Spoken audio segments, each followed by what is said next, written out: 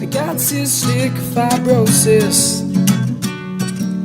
See, I've got cystic fibrosis. Round 2. What's going on, guys? Welcome to another week of Staying Salty. Amanda's here. Brydog's here.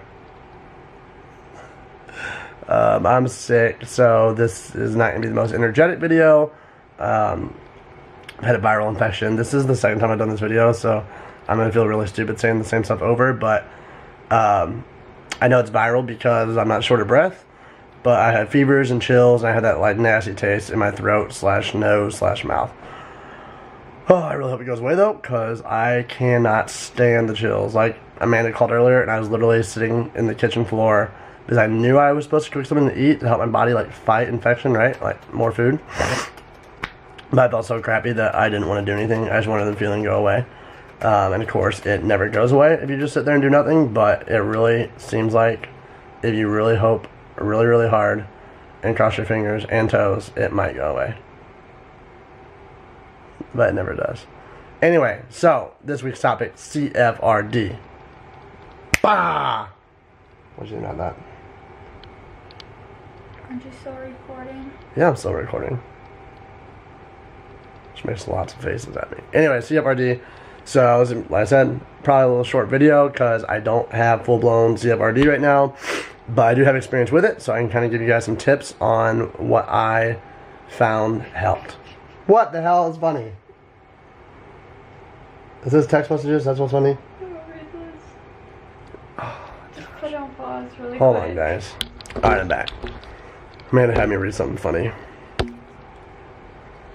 Anyway, CFRD. So, you guys probably already know in my story, right? So, in college, got super sick.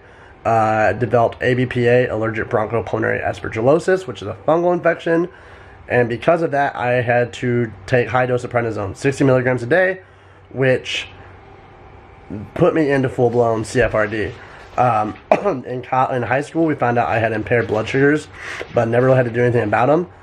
My second year of college, I had an endocrinologist tell me that he thought I should be on Januvia, which is just one pill a day, and it helps your body produce more insulin. My CF doctor was a little bit like weary about it because it was a new thing, and she didn't really believe it worked or didn't know if it worked because like the standard is insulin shots. So I started taking it, and we agreed we could try it, and it's worked ever since. Until I was on all that prednisone. So then I had blood sugars like out of the roof. So I was on insulin shots. I had Lantus shot in the morning, and then after each meal I had to take a Novolog shot, which had insulin in it. And for someone, Amanda's dancing. So, oh, I almost got it on video. So for someone who hid their CF all the time from friends, it was really sucky to start taking shots. Because if you go out to eat, you know, like I had to sneak away to the bathroom and take an insulin shot. Or my closest friends at the time knew, so I would literally, don't do this at home, but I would literally pull down my pants like in a booth. Like I was on the inside of the booth. I'd like pull down one pants leg and just hit the Novolog in my leg. But yeah, I hated it. Like, I don't know, not to be a Debbie Downer, but insulin shots suck so freaking much. I had to do them for probably 10 or 11 months, and luckily I do not do them any longer. So of course the next question is like, how did I get off of them? Well, one was I was able to lower my dosage of prednisone because my ABPA got better, and as I lowered the dosage, my blood sugar started getting back in control, and the Januvia was able to take over enough to control just that. But things I did during my insulin shots and like all my elevated blood sugars that helped was, one, exercise. So exercise is huge. It helps regulate your blood sugars.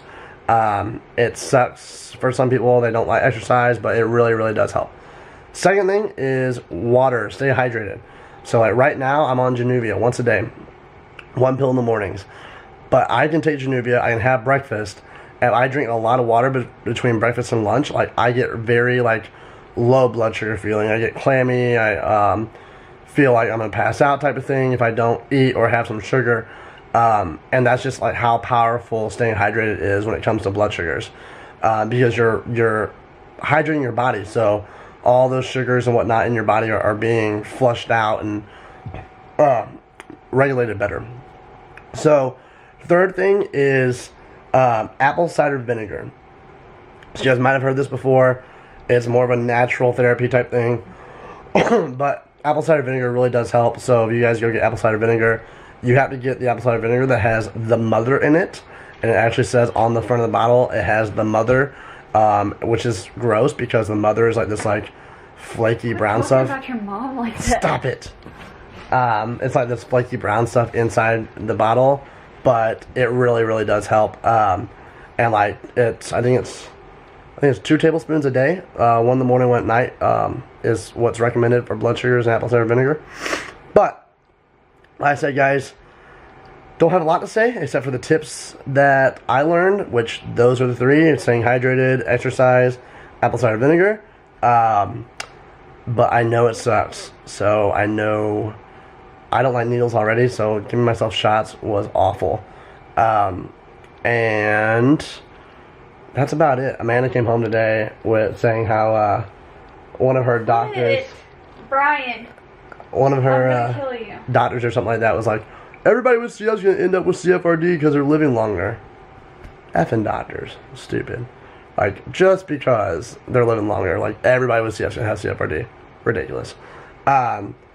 Which makes me one more point on this video. I went to my endocrinologist now, so the one I'm currently seeing, and when we first met, she's like, what do you want? I was like, Januvia. And she said, well, your blood sugars seem very well controlled, but would you mind if we do an insulin pump or insulin shots? What? Like, I literally argued with her in there, and she's like, yeah, like, that's kind of the gold standard is insulin shots, or what's even better is this insulin pump that you wear in your arm all the time.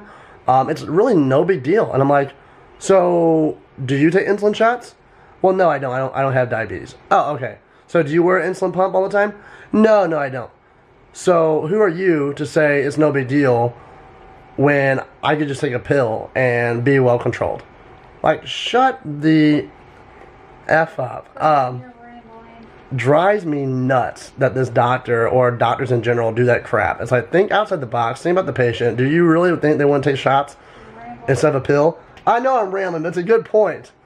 Anyway, ever since that, like, that's just left a bad taste in my mouth, obviously. Because they said the pill, Januvia, was like, what is it? Is it Black Label? I don't know. It's like a Black Label drug, and it's not really like recommended for CF patients and impaired blood sugars. Black Label, it's off label. Off label. Off label is what it is. It helps having a doctor in the bed next to you.